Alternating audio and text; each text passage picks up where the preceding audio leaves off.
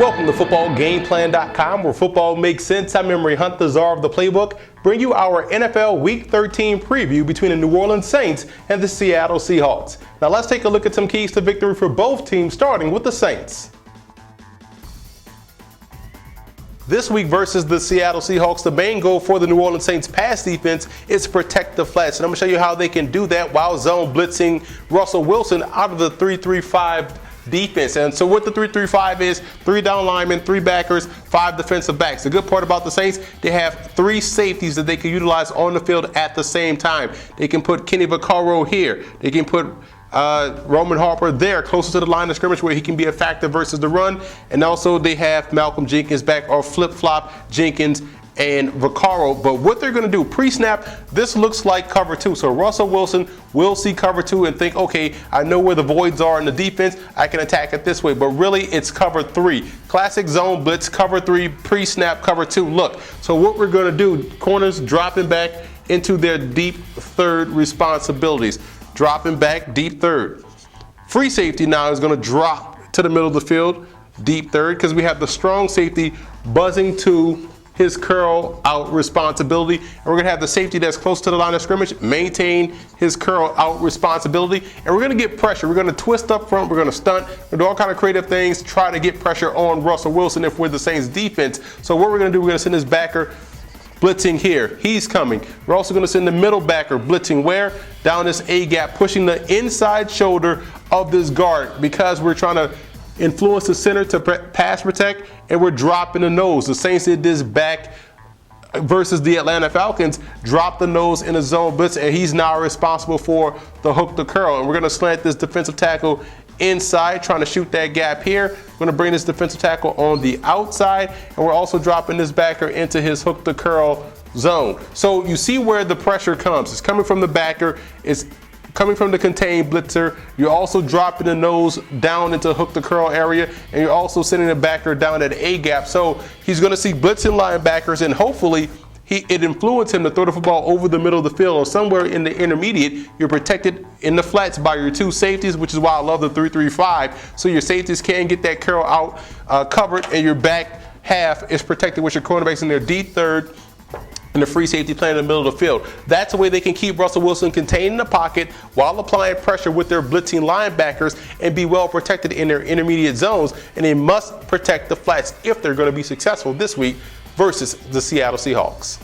The Seattle Seahawks have 2 things that can combat an over-aggressive defense like the New Orleans Saints. They have a mobile quarterback that can break contain. They also have a receiver in Percy Harvin that's a jack of all trades, and that's a breakaway threat. I'm going to show you how they can utilize both to confuse the Saints defense and running a misdirection screen to get Percy Harvin the football. This is Percy Harvin right here. We're going to run the misdirection screen to get him the football underneath, and we're going to fake the motion, the read option.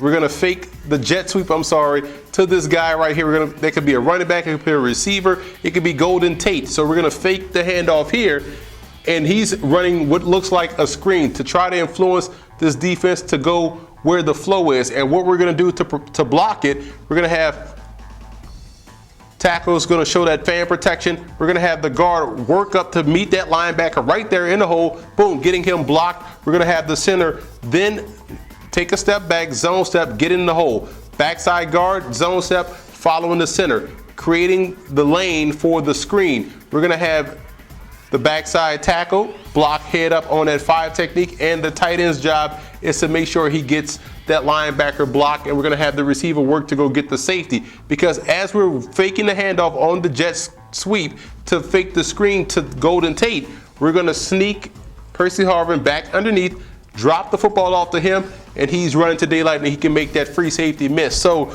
that's how you want to fake the screen this way, dump it back off across the middle, getting Percy Harvin lost in the trash, in the mess that's going to be inside, because you have free-flowing linebackers trying to hurry up and get out there to make a play on Golden Tate, forgetting their gap responsibilities. And that's how you can sneak Percy Harvin back underneath with the quick screen, getting him up the middle of the field, and hopefully making that free safety miss. So that's how I believe the Seattle Seahawks can utilize both the athleticism of Russell Wilson as a decoy and also the athleticism and the game-breaking ability of Percy Harvin for a touchdown.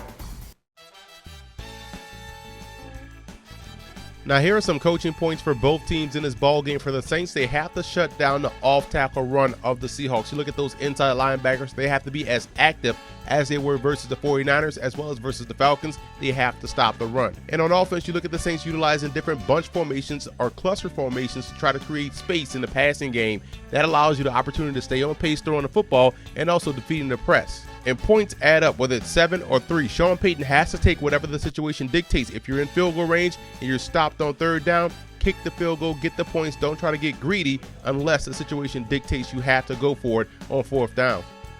And for Seattle, I'll look at Golden Tate in space. Here's a guy that can also serve as a supplement to the outside running game. Getting the football in his hands in space with those bubble screens or tunnel screens could generate big plays for that offense. And they have to be able to get pressure from the perimeter. I think there's some opportunities to get to Drew Brees this week with delayed pressure, and I think they can do so with the personnel that they have in the secondary.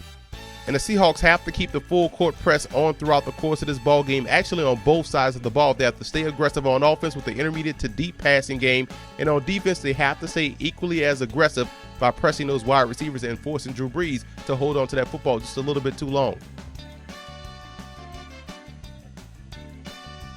Now here are some in-game adjustments that you want to watch out for in this ball game. For the Saints, defensively, they're going to have to identify and adjust when Golden Tate is lined up in the slot. He's their big playmaker, and when he's in the slot, the Seahawks want to take advantage of his run after the catch skills with bubble screens or maybe even an end around. So it'll be interesting to see how well Rob Ryan adjusts.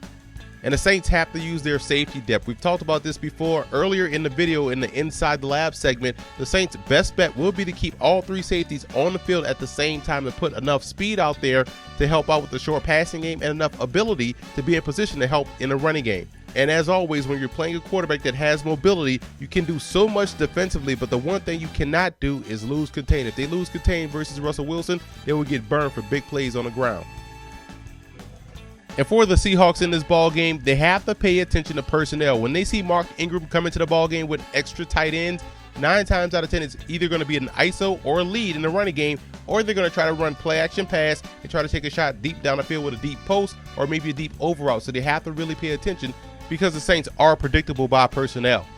And Russell Wilson having the green light will be key. I'm pretty sure he already gets the green light from Pete Carroll. This is a guy with that mobility, can neutralize the pressure that the Saints will try to bring. Anytime they want to get aggressive, he can break contain, get outside the pocket, and extend the play in the passing game, but also take off and get big chunks of yards on the ground.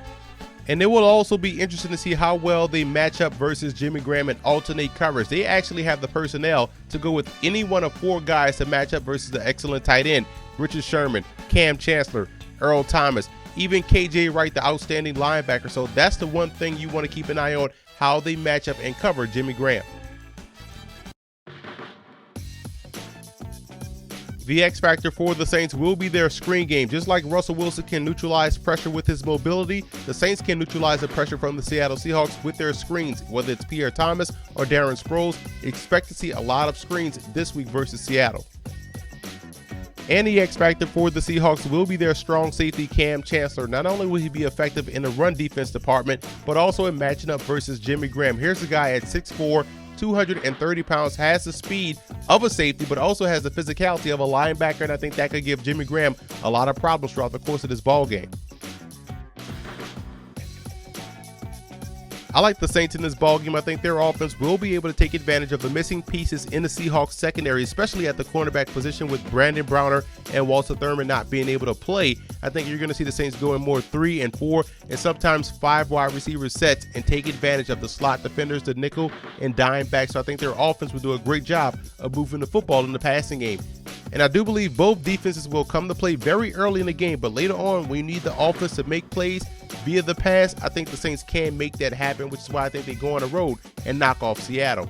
And I also want to give a huge shout out to Saint fan forums and Seahawk fan forums for always showing football game plan support.